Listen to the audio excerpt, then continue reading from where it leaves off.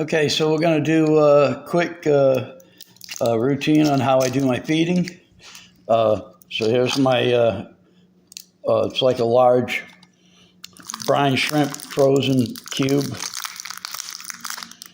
Okay, so normally I just go ahead and pop out a couple, put the rest back in the freezer. So when I cut mine, so you can see they're always crooked. So cut on the flat side, don't cut on the crooked side. And I'll go ahead and cut it in half. Hope that I don't spill nothing.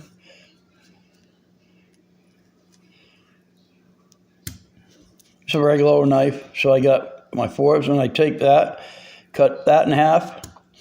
So that's one feeding. You know, try to be as accurate as I can.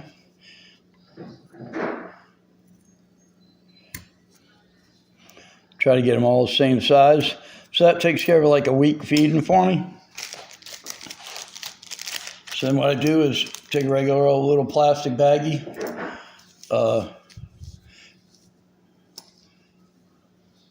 Stick it in the baggie. Pop them in the freezer. And I'm good for a week. And then I got my little solo cup that I use. This is from yesterday. I don't always use all of it. Throw it in there and then let it melt and we'll do the feeding. Okay, so I'm going to do my feeding routine, show you guys how I do it all. So I'm going to go in, prop up my hood, shut my power off so that way there's no water flow whatsoever. So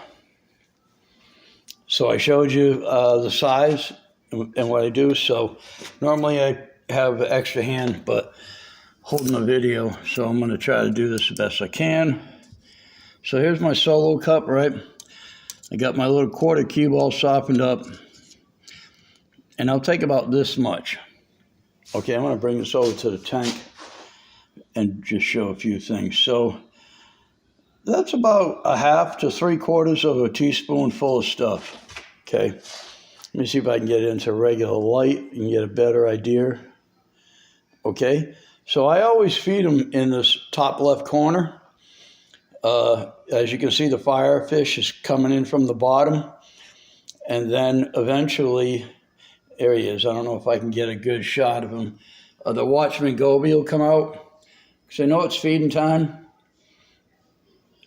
and they get them used to being in the same spot, and so then I'll go ahead and I'll run it across the top. Like if I had a tube, I would just squirt it across. And then just kind of sit back, watch them eat it up. And sometimes I do a second and a third. I'm going to try to zoom in here so you can get a better idea. And we might catch the Watchman. He's going to come out, and anything that comes near the bottom, he'll scoop right up. So you can see him, he's like right in the middle of the picture. So there he goes, you see him, there's the Watchman coming out. And he's very skittish. So they're hungry today. So they're eating a lot. So I'm gonna pause it. We'll put in another spoonful and we'll watch it. Okay, here's second spoonful. It looks like it's a lot, but it's really not. Because by the time it gets down to the bottom, it'll pretty much all get eaten up.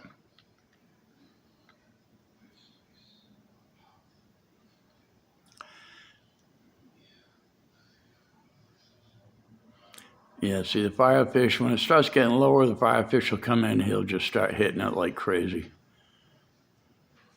See him? There he goes. And the Watchman goby's coming out. but he still ain't going to pick anything yet. So maybe it's too far in the corner. So we'll try one more spoonful, try to put it more in the front. And then I wait about 5 minutes. You see some of the snails are starting to come out. The crabs will start to come out. So we'll do one more small spoonful. And that's about the limit. Oh, maybe not. Mr. Goby's coming out. There he is. Let's see if he'll show us how he eats the food. No. Yeah, he's really timid today. Okay, let's go with one more smaller spoonful. We'll drop it right in front of him, see if I can get him to come out and get it on video.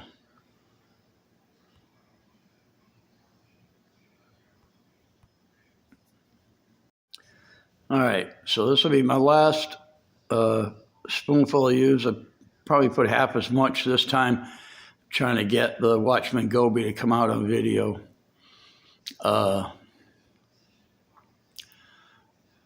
Looks like the clownfish are not going to let me do what I'm trying to do here. So,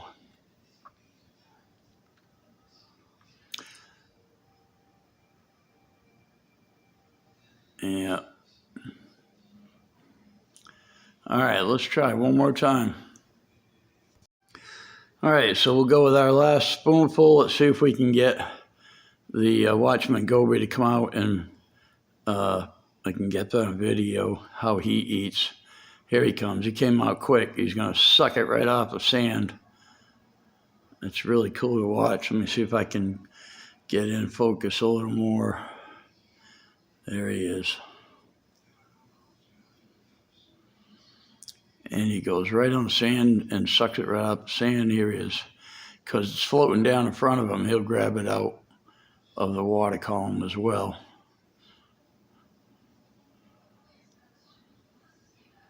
And there he goes. That's good video. You can see him eating. So that's my feeding routine once a day. I usually do it about between 6 and 7. 2 to 3 spoonfuls of brine. Whatever I don't use, I use the next day. And that's for 4 fish in a 32-gallon tank. So I wanted to capture a little video. So this is right after feeding, and I've turned on the pumps again, and you can see the snails just come out of the woodworks.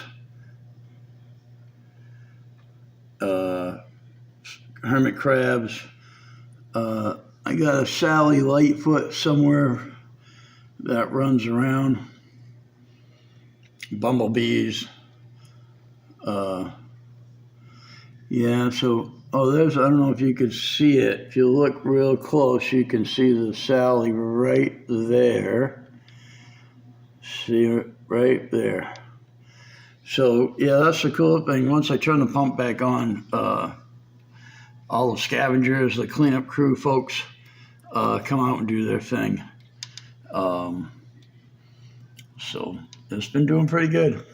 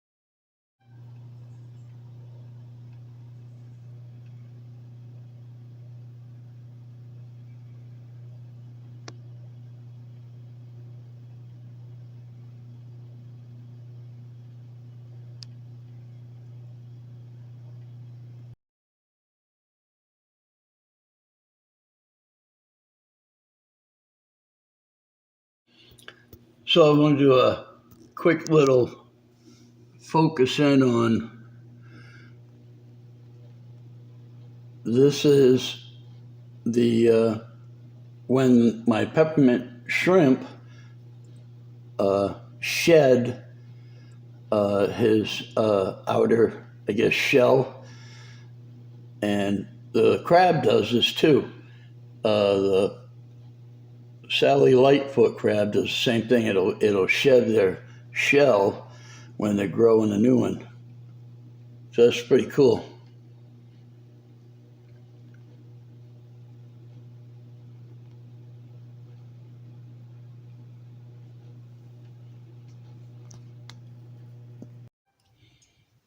All right, we're going to do a quick unboxing of my very first order for corals that I made online. Normally, I have a couple of local shops, local fish stores in my area that I can go to, but I saw a few things. Now, ahead of time, we'll let you guys know that there was a mistake made on the order, and we'll see what comes out of the results of that. So, trying not to give too much info out in the sense of who the folks are and all that. So they've got some cards in here and stuff, but I'm not gonna show their info quite yet. So here was a box. It got delivered this morning. I ordered it over the weekend. Next day air, $45. Some folks are $40, some folks are a little less. So I like this little styrofoam container it's got here. Really nice. Wet bag. Okay, or actually looks like a wet towel, just a wet paper towel to keep it. So I ordered 3, and it looks like they gave me 4. So I'm really cool about that already. Nice little bags. So that works out nice. So I don't know if I got a hitchhiker on this one, but this looks like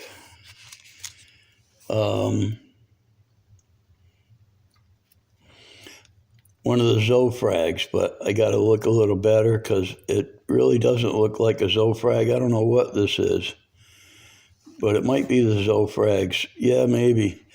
On a little sliver of rock. We'll see. Okay, and then I got a piece of red chalice Monty. I'm sorry, not red chalice, red Montipora. And originally I ordered some 2 Zoas and a Monty. So it looks like they sent me the Zoas here too. And what's this? Some more Zoas. So I think what they sent me was, I think this is the Avatar Chalice. So what happened was I was trying to get some Aoi Zoas, which are like bluish little Zoas. And the picture on the thing was a Avatar Chalice. So it looks like they sent me the Avatar Chalice. I'm going to take a guess and they sent me the blue zoos too, along with the red Monty. Yeah, there's the I don't know if you can see, it might be hard to see with this light. Let's see if we can add some light to this. There we go. I don't know if that makes a difference, but so this is the Avatar Chalice. It's mainly a greenish bluish with green spots, eyes, mouths, whatever you want to call them. So yeah, pretty cool so far. Let's get them dosing up. As far as I'm going to stick them in a container and keep an eye on them, look at them, make sure the pests aren't along with it, and things like that. So we'll add a little bit to this video. But here's I'm pretty pleased. I paid for 3. They gave me 4. Good folks. So far, so good. We'll see. Okay, so got them out of the package. Starting the dipping process. Checking out for hitchhikers, little critters, and then we'll acclimate them into the tank. So looks good so far.